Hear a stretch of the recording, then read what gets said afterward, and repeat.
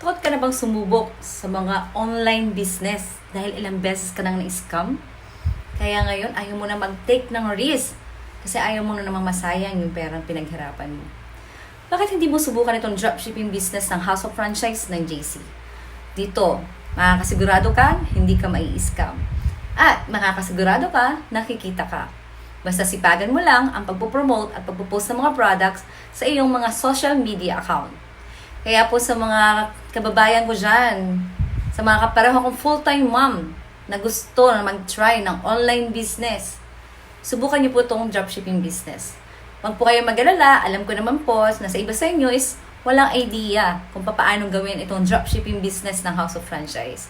Kasi po, meron naman po tayong mga online Zoom training para mas matuto po tayo kung paano gawin ang negosyo to. At syempre, kung paano po kumita dito sa dropshipping business.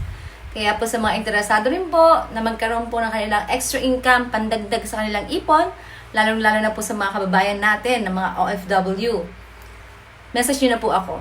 Dahil marami na po sa ating mga kababayang OFW ang nakapag-for good na sa Pilipinas dahil ginagawa ang negosyo to.